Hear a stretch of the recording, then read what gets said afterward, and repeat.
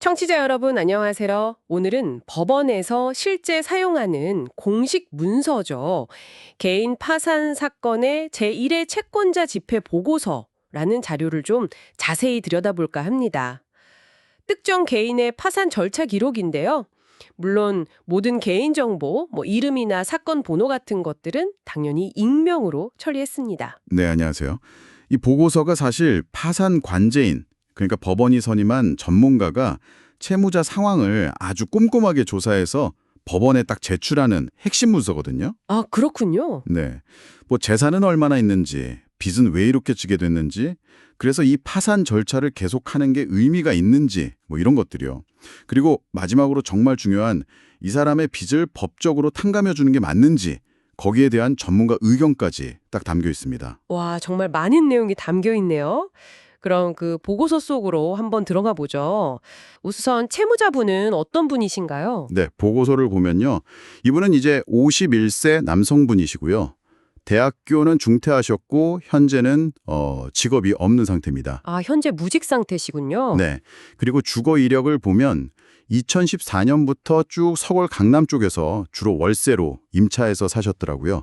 여러 번 이사를 하셨고요. 월세로요? 네. 근데 좀 특이한 점이 예전에 누나분 집에 주소만 옮겨놨던 시기가 잠깐 있었고 현재는 처형의 임차주택에 무상으로 거주하고 계신다고 나와 있습니다.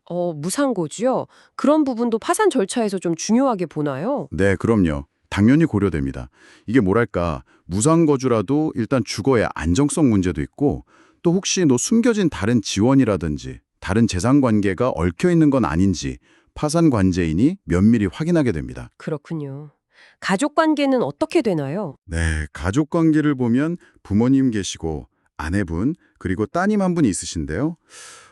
지금은 모두 별거 중이시고 채무자가 부양하는 가족은 없는 것으로 파악됐습니다. 보고서에는 2006년부터 경제적인 문제 때문에 아내분과 별거 상태다 이렇게 기재되어 있네요. 아, 꽤 오래되셨네요. 별거 하신 지가. 그럼 제일 중요한 빚이랑 재산 상황은 어떤가요? 네, 이게 핵심이죠. 보고된 총 채무액은 약 4,703만 원입니다. 채권자는 한 카드사를 포함해서 총 6곳인데 보고서상에는 뭐 1건으로 집계가 되어 있네요. 4,703만 원. 원금은 얼마 정도인가요? 원금은 한 2,968만 원 정도 수준입니다. 그러니까 이자가 상당히 불어난 거죠. 네, 그러네요. 채무 발생 시기가 2007년 2월경이니까 와, 정말 오래겠죠? 거의 15년 이상 된 빚이네요. 와, 오래됐네요. 주된 사용처는 이제 생활비하고 의료비로 기재되어 있습니다. 근데 여기서 정말 중요한 점은요. 현재 이 채무자분 명의로는 재산이 아예 없습니다. 전혀 없는 것으로 보고됐어요. 아, 정말 하나도요? 네. 파산관제인이 지난 5년간의 재산 변동 내역, 심지어 배우자나 부모님, 자녀 명의의 재산까지 혹시 빼돌린 건 없는지 다 확인을 했는데 변제에 사용할 만한 재산, 이걸 법률 용어로는 환가 재산이라고 하거든요. 현금으로 바꿔서 채권자에게 나눠줄 수 있는 재산이요. 이걸 전혀 찾지 못했다는 겁니다. 하, 재산은 없고 빚만 4,700만 원. 어쩌다가 이렇게 상황이 안 좋아지신 걸까요? 본인은 언제부터 좀 힘들어졌다고 이야기하시나요? 채무자 본인은 파탄 시기를 2012년 1월경으로 진술했습니다. 주된 원인으로는 대출이자 부담, 또 생활비 지출 증가 이런 걸 꼽았고요. 네. 근데 보고서에는 조금 더 구체적인 사연이 담겨 있습니다. 아, 어떤 사연인가요? 2003년에 결혼해서 따님을 두셨는데 아까 말씀드린 대로 2006년에 아내분과 별거하면서 홀로 따님을 양육하셨대요. 아, 혼자서 따님을? 네. 당시에 주차 관리원으로 일하시면서 월 170만 원 정도를 버셨다고 하는데 아, 이게 또 어머니께서 간 이식 수술을 받으셨답니다. 수술비가 많이 들었겠네요. 그렇죠. 그 수술비랑 또 생활비 부족 문제 때문에 그때부터 카드 대출 같은 걸 이용하기 시작했다고 합니다. 네. 근데 이후에 채권자들이 빚독촉을 하잖아요.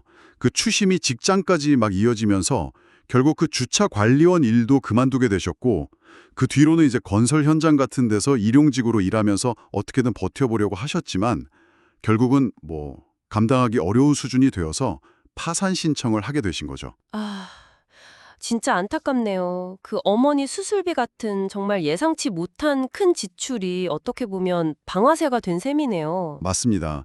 이런 갑작스러운 의료비 부담이나 아니면 실직 같은 경우가 개인 파산 신청하시는 분들의 주요 원인이 되는 경우가 정말 많습니다. 그래서 이제 파산 관제인은 이런 모든 상황을 종합적으로 다 조사한 뒤에 이 채무자가 현재 월 소득이 전혀 없고 이 4,703만 원의 빚을 갚을 능력이 전혀 없는 상태다. 즉 법률 용어로 지급 불능 상태라고 명확하게 판단을 내린 겁니다. 지급 불능 상태다. 네. 그리고 아까 말씀드린 것처럼 채권자들에게 나눠줄 환가 재산이 전혀 없을 뿐만 아니라 채무자의 모든 재산을 다 합쳐서 이걸 파산재단이라고 부르는데요. 이 파산재단으로는 파산 절차를 진행하는 데 드는 비용조차 감당하기 어렵다고 본 거예요. 아, 절차 비용도 안 나올 정도다. 네, 그렇죠. 뭐 관제인 보수라든지 송달료 같은 기본적인 비용도 안 된다는 거죠. 이런 경우에는 법원에서 파산 절차를 더 이상 진행해봤자 실익이 없다고 판단해서 절차를 그냥 종결시켜버립니다. 이걸 바로 파산 폐지라고 하는데요. 관제인은 바로 이 파산 폐지 의견을 법원에 제출한 겁니다. 파산 폐지.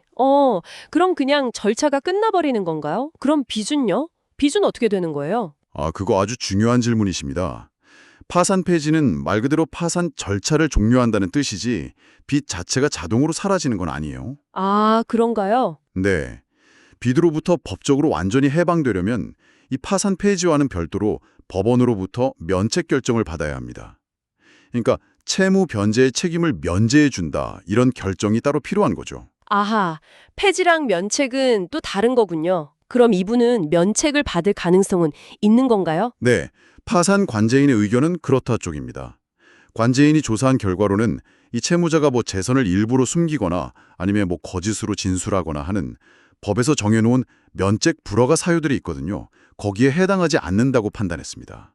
다행이네요. 네. 따라서 이분에게 경제적으로 다시 일어설 기회를 주는 것이 타당하다. 이런 취지로 면책을 허가하는 것이 좋겠다는 의견. 정확히는 법원의 재량에 맡기는 재량 면책 의견을 제출했습니다. 보고서를 보면 채권자들이 이의 신청을 한 내역도 없는 것으로 나타났고요. 그렇군요.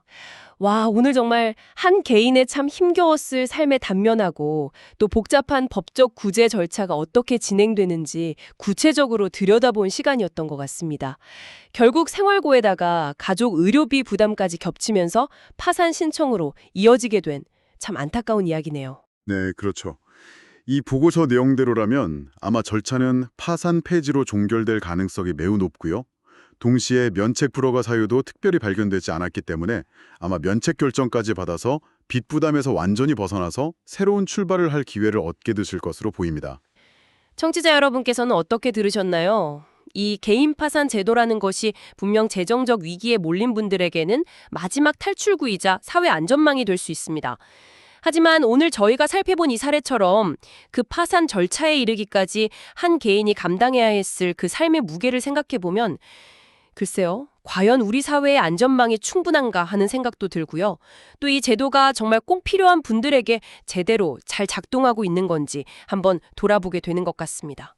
네, 생각해볼 지점이 많은 것 같습니다. 어쩌면 이런 제도의 존재 자체보다 왜 사람들이 이런 상황에까지 내몰리게 되는지 그 근본적인 원인에 대해서 우리가 어떤 고민을 더 해야 할지 한번 생각해보는 계기가 되었으면 합니다.